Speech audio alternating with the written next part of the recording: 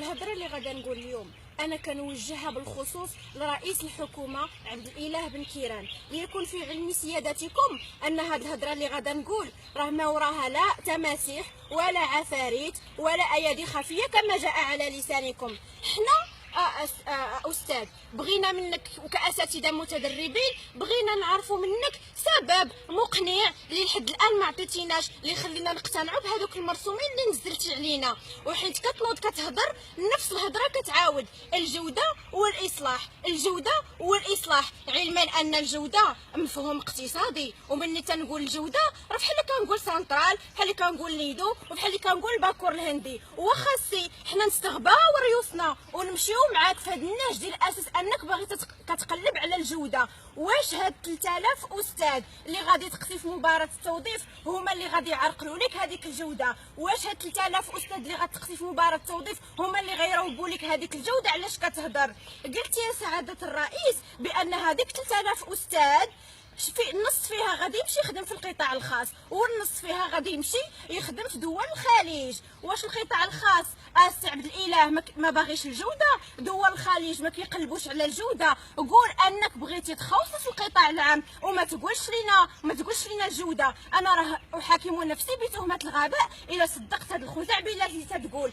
علما اننا راه دوزنا القطاع الخاص وتعرضنا للاستبداد واستغلينا ماديا ومعنويا عند هذوك الناس. وما محتاجش نقول لك شنو كيدير القطاع الخاص لولاد الشعب، ما محتاجش نقول لك هذه الهضره، فاهل مكه ادرى بشعابها. تكوننا الدوله على حسابها الخاص باش نمشيو نخدموا في القطاع الخاص، كونتنا الدوله تخدمنا الدوله، والقطاع الخاص الا باغي اللي يخدم عنده يمشي يكونوا على حسابه الخاص. ما تقولش لينا الجوده والاصلاح، من اراد اصلاحا فلينطلق من نفسه. انطلقوا عافاكم من الحكومه ديالتكم وجيبوا لينا ناس مسؤولين واعيين كيعرفوا يتناقشوا كيعرفوا يتحاوروا. ما تجيبوش لينا وزير ما شابعش حتى لعب التليفون ديالو، ما عارفش حتى يدافع على راسو وكينسحب من مجلس النواب وردنا مهزله قدام الناس، العالم كله كيتفرج فينا. بغيتي الاصلاح انطلقوا من نفسكم، بغيتي الاصلاح سير سيدي حل لي المشكل ديال الاكتظاظ اللي كتعاني منه المدارس. راه عندنا 50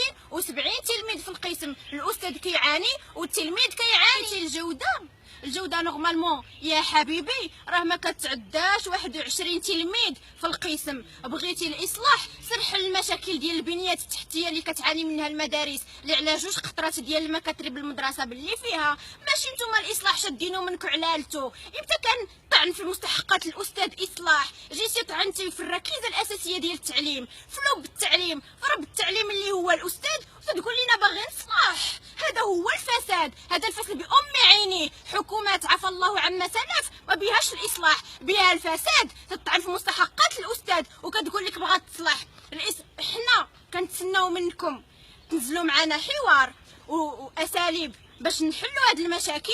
والحوار الوحيد والاسلوب الوحيد اللي استطعتي لحد الان انك تنزلوا معنا وهو القمع، في حين انك انت اللي باغي تصلح جايبين راقصه كتهزوها فوق العماريه في نفس النهار اللي كتفرشخوا فيه الريوس ديال الاساتذه. حقيقه انت السي بن كيران طعنتي في 2 ديال الناس، اولا في استاذ قراك، ثانيا في مواطن مغربي صوت عليك. واش عرفتي السي بن كيران؟ نورمالمون انا ما خاصنيش نقول لك السي بن كيران، ما سيديش، سيد الناس خادمهم، ماشي سيد الناس كذاب عليهم، سيد الناس سارقهم. وقلتي انك بليزير منك خليتيني 24 في المنحه. علاش اللي ما تكونش عندك الجرأه وتقول انك سرقتي منا 25 اخرى؟